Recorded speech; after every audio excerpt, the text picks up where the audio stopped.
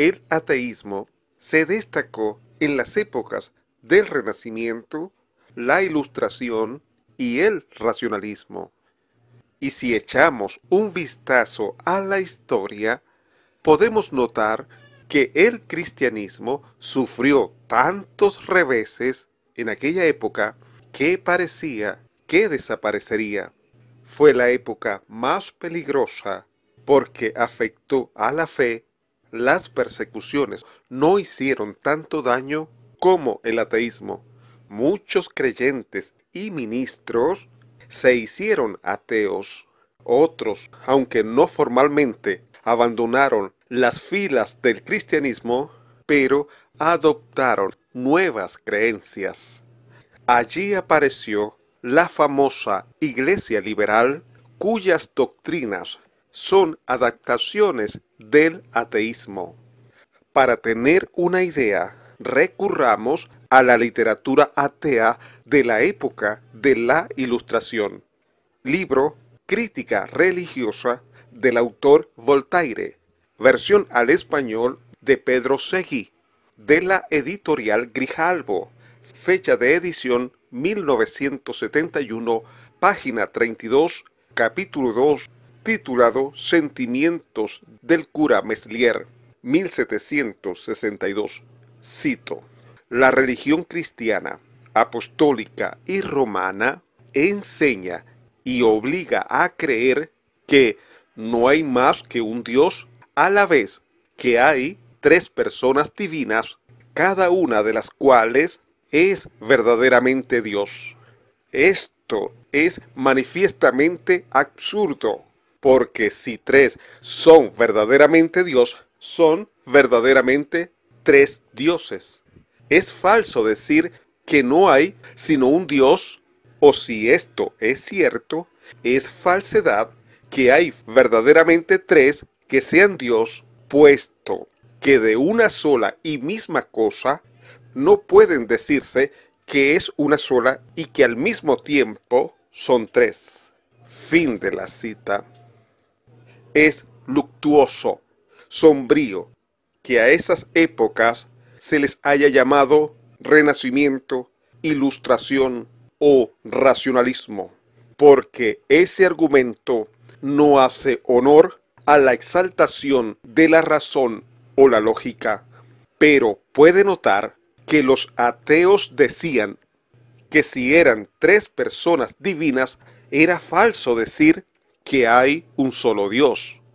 Ese argumento lo adoptaron, lo copiaron los unitarios y la rama derivada llamada los unicitarios.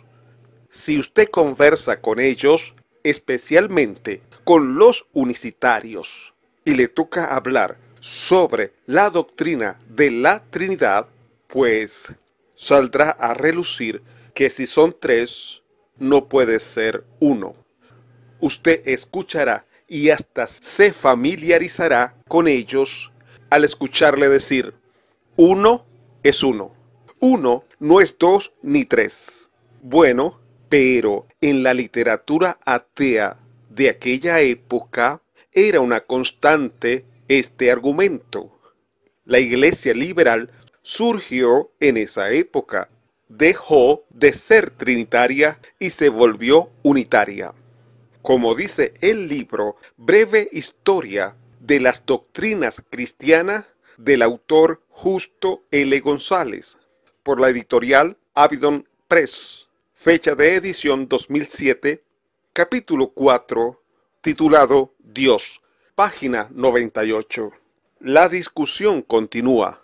Cito: incluso las diversas formas de racionalismo llegaron a la convicción de que tratar de describir el funcionamiento interno de la divinidad era una tarea injustificada, que la religión debía mantenerse tan sencilla como fuera posible y que esa y otras doctrinas eran reliquias de un tiempo cuando el pensamiento podía ser controlado a través de la simple autoridad.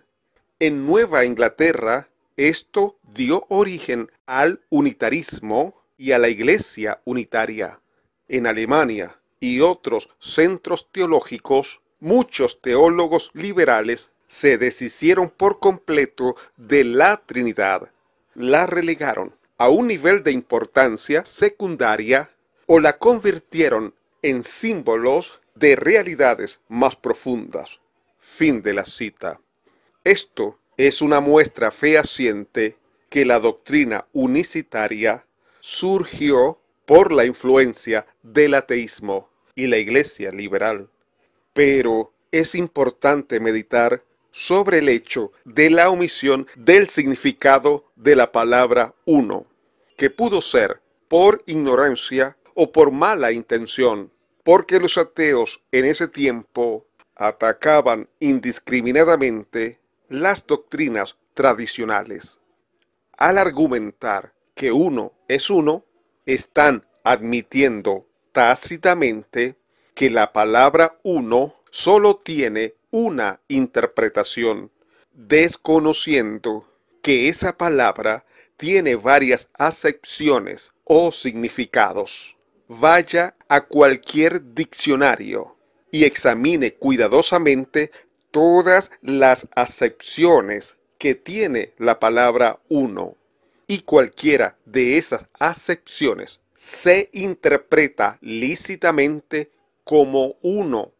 Otra cosa que cae en la ironía, en el sarcasmo, es que al llamarse unitario o unicitario, están reconociendo que existe más de una interpretación del uno, porque al reconocer que son unitarios o unicitarios, están aceptando que defienden que Dios es uno de unidad simple, y la ciencia, como la matemática, física y la gramática, reconocen que existe el uno en unidad simple y en unidad compuesta, aunque yo no creo que Dios sea uno simple o compuesto, como lo define la ciencia.